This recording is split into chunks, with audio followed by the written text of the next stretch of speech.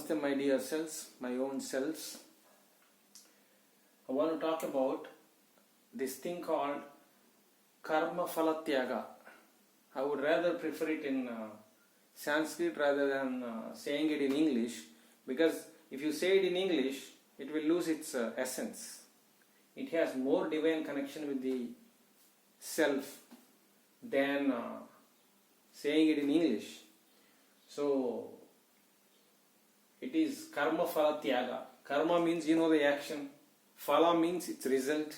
Tyaga means sacrifice. The meaning of it is sacrificing the result of the universal karma that you do. Listen to this. Sacrificing the result of the universal karma that you do. Say for instance, let's say today the whole humanity is going through the phase of Corona or COVID-19. So imagine you find some solution to it. So let's imagine you go to a doctor and you say the doctor that this is the solution, you present it to the world. So the doctor will say, why don't you do it? See, I am disinterested in getting the recognition from the world, nor I am interested in the money that it gets to me or the fame it gets to me. You take all that. This is a solution, it will work. If you want, you can test it and then you tell the world. You take all the things, all the results, you take all the results of it. And you say it and you pass on all these things to an unknown person, not to your brother or mother or to your friend. You pass it on to a person whom you don't know. That is universal thing. So imagine if you invented some medicine for this and you sacrifice all that. You sacrifice the kind of big amount of money that you get in the world, the kind of recognition that you get in the world, the kind of fame you get, and all the things. You sacrifice just like that. That's Karma Phala Tyaga. It will basically expand your consciousness. You are disinterested in all these materialistic recognitions, the value in terms of money, or probably being given some authority. So you are basically disinterested in all such valuable things. This is one case. I can tell you another case. I went to a temple one of these days. There I found a couple donating some good amount of money to the temple. So they were discussing with that executive. So they were basically expecting the temple to display their name and things like that in the temple. I overheard. I also went there to donate some money. So I overheard and then I told them, look, I am also giving the money. I also gave good amount of money. And I said, I am not expecting back anything. I am not even expecting back to give me a receipt for my payment. I don't even tell my real name. I don't give my real address. Nothing I will give. I will give probably some fake address, fake name and all. Because I am disinterested in telling my own name, my address. I don't need any recognition. The supernatural power or the self-consciousness knows what I am doing, what you are doing. You don't have to claim something. So I gave the money to the executive and told him, he asked me what is my name. I said, is it compulsory to give you all these things? He said, yes. So I told the name of the god of the temple which is there. It's the temple of Lord Shiva. Then I said, my name is Shiva. So what is your family background and all, he asked. That is, my family is of Shiva. My address, Kailasha, I said. If you want to write, write. Otherwise you leave. I'll leave this money and go, I said. He took the money and he gave me that receipt. And while I was doing all these things, that couple was watching me. And I told them, look, you must be giving some good amount of money to the temple here, but expecting back something in return. Like you may be expecting some certificate to avoid the taxation that you pay to the government and all these things. Nothing you should expect back from this donation. No, for our little satisfaction, we want to display our family name and things like that. They were saying, look, you have seen me in front of you. The supernatural power knows everything that what you are doing. What's your name? I asked him. He said his name is X. If the supernatural power knows that it is X who is giving, even if you give a wrong name to this executive, he knows. So that's how it is. It is karma phala tyaga. Basically, whatever you are doing, you don't expect back anything. The third case is, imagine one of the people in your society suffering from some kind of disease and he needs a good amount of money.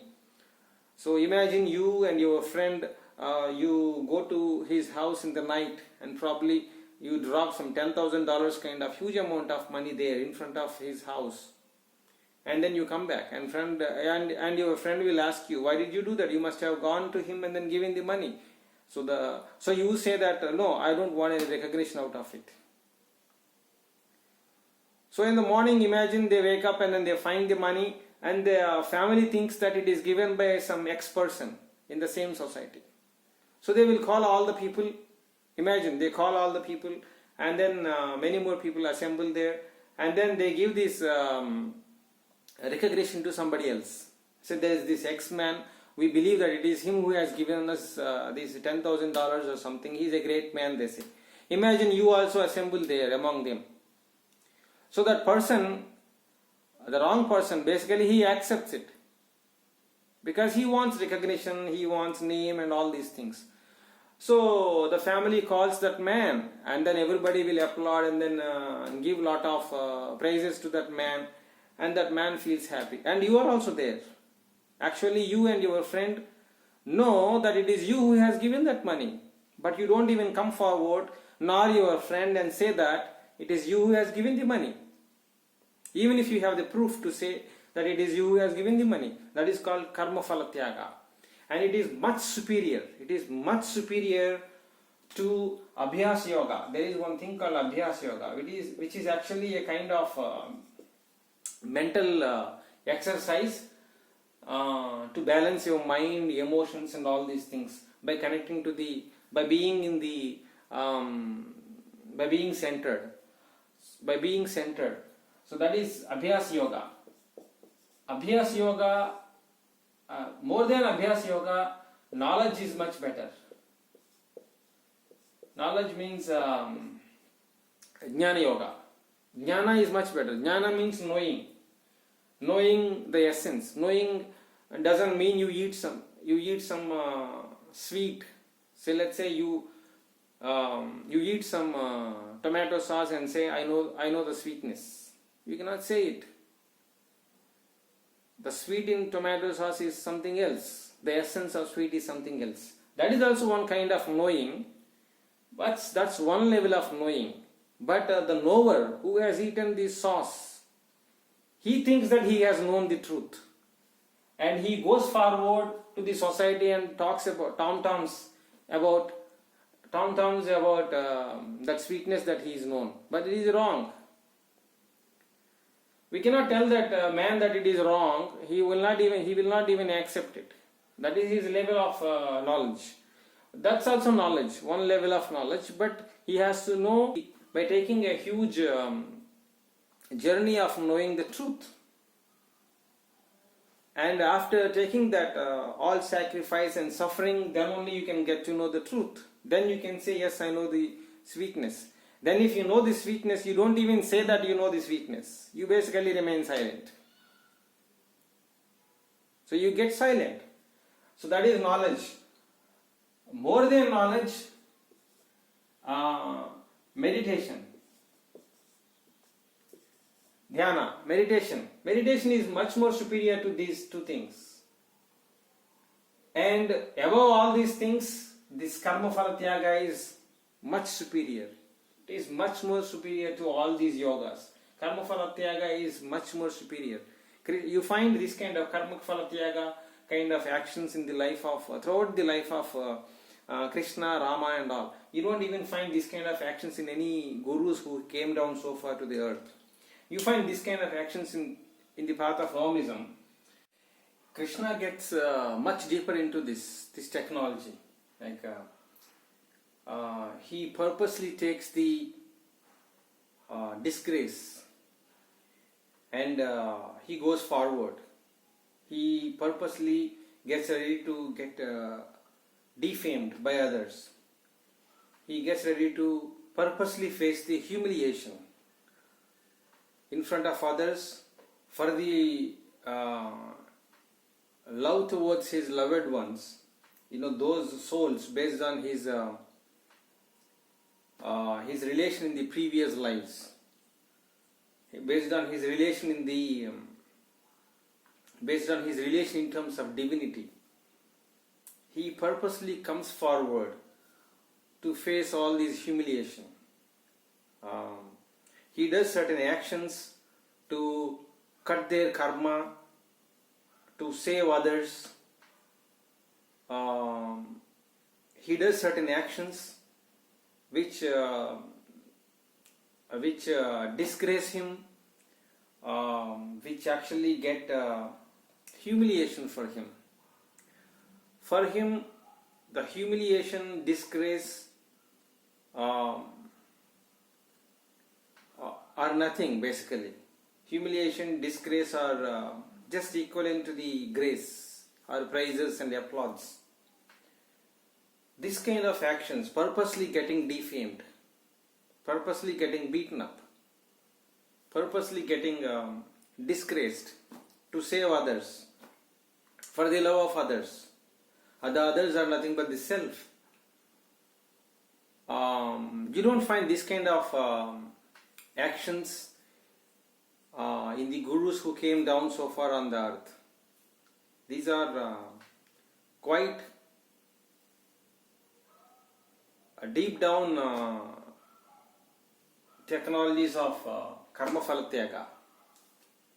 This kind of actions happened in Aomism. Some people experienced them. So this is what is karma phala tyaga. Karma phala tyaga basically lets you expand your consciousness. The expansion of consciousness. It will not bind you to any of your disorders such as hatred, jealousy, anger, lust and all these things. It will release you from all these things. And it has the capability of burning many more traits and karmas. That's equivalent to that. It's much superior to all these things. It is much superior to even meditation. Karma phala tyaga also opens the deepest love you have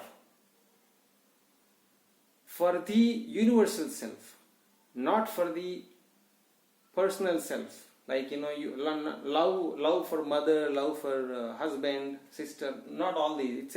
It's a universal love. That's not bound by any relation, nor it is bound by any of these disorders such as jealousy, hatred, and all these things. It is universal love. So it will basically open the gateways to universal love, which will expand your consciousness. So that is what is karma phala tyaga. Karma phala tyaga is sacrificing the result of universal karma, universal work, not personal work, universal work. Sacrificing the result of the universal work is what is karma phala tyaga. So whoever practices it in the life, their consciousness will start expanding in a very big way, and they will find a lot of satisfaction, a lot of soul satisfaction they will get. So try, keep doing it. Jai Shri Radhe.